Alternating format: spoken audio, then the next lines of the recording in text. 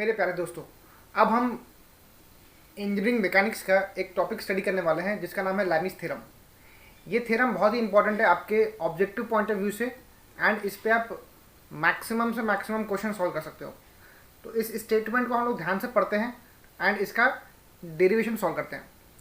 तो स्टेटमेंट क्या लिखा है इसने, अगर कोई बॉडी इक्विलिब्रियम कंडीशन में है, if the body is in equilibrium condition.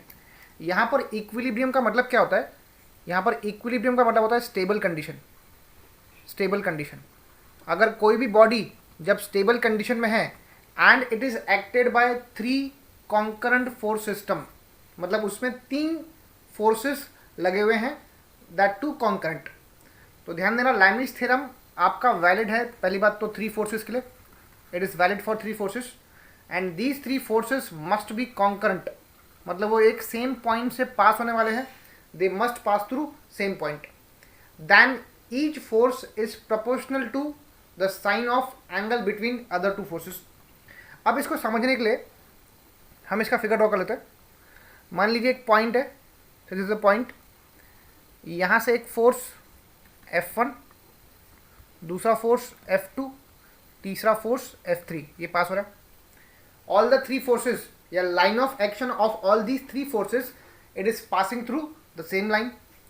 मान लीजिए F1 फोर्स है, F2 और F3 के बीच का एंगल है अल्फा, F2 फोर्स है, ये एंगल है बीटा, F3 फोर्स है, ये एंगल है गामा। तो आपके पास 3 फोर्सेस है, यू हैव 3 फोर्सेस जिसका नाम है F1, F2, F3। F1 and F2 के बीच का एंगल है गामा, F1 F3 के बीच का एंगल है बीटा, F2 F3 के बीच का एंगल है अल्फा। अब इसके स्टेटमेंट के हिसाब से each force is proportional to the angle between the other 2 forces. इसका मतलब ये हुआ, अगर मैं पहले F1 की बात करूं तो F1 is proportional to the sine of angle, it is proportional to the sine of angle. क्या लिखा है, साइन ऑफ एंगल लिखा है, तो मैंने साइन डाल दिया।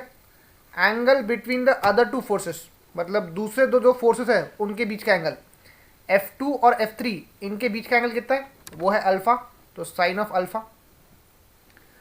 सो अगर मैं F2 की बात करूं, F2 is proportional to the sine of angle between the other 2 forces.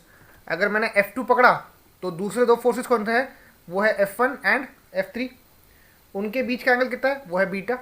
So F2 is proportional to sine of beta, F3 is proportional to sine of angle between the other 2 forces. अगर मैंने F3 लिया तो दूसरे 2 forces कौन से हैं, F1 and F2, उनके बीच का एंगल कितना है, वो है गामा। अब इसको सॉल्व करने के लिए F1 जो है दैट इज इक्वल्स टू से K टाइम्स साइन अल्फा, तो यहाँ से K की वैल्यू कितनी आती है, वो आती है F1 by sine alpha, this is K। Next अगर मैं F2 निकालूँ, से F2 is K times sign beta, so K is what, F2 by sin beta। Similarly F3 is K times say sin gamma, where K is some constant, so K becomes F3 by sin gamma। आप देख सकते हो constant K हर इसमें same है, तो मैं इसका right side equate कर सकता हूँ। So F1 by sine alpha equals to F2 by sine beta equals to F3 by sine gamma. ये आ गया आपका Lami's theorem, this is your Lami's theorem.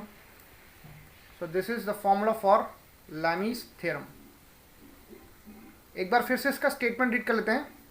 अगर कोई फोर्स सिस्टम, 3 फोर्सेस, अगर वो इक्विलिब्रियम कंडीशन में है तो हर फोर्स जो रहेगा वो रहेगा proportional to the sine of angle between the other 2 forces, and इसका हमने ये फॉर्मूला भी प्रूव कर लिया। एक लास्ट चीज ध्यान देना इसमें कि इसमें जो करेक्ट पोजीशन है फोर्सेस का, अगर फोर्सेस अवे जा रहे हैं पॉइंट से F1, F2, F3, तो ये एक करेक्ट पोजीशन है फॉर लैमिस थ्योरम। अगर आपको लैमिस थ्योरम अप्लाई करना है तो फोर्सेस का अवे जाना चल जाएगा। अगर फोर्सेस टुवर्ड्स आ रहे हैं से F1,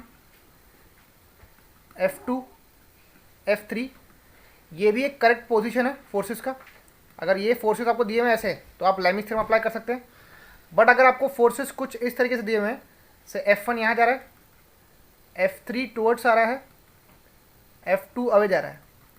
सो ये एक तरह का इनकरेक्ट पोजीशन है, बिकॉज लाइमीज थ्योरम अप्लाई करने के लिए या तो forces it must go away, it must go towards, mixing possible नहीं है।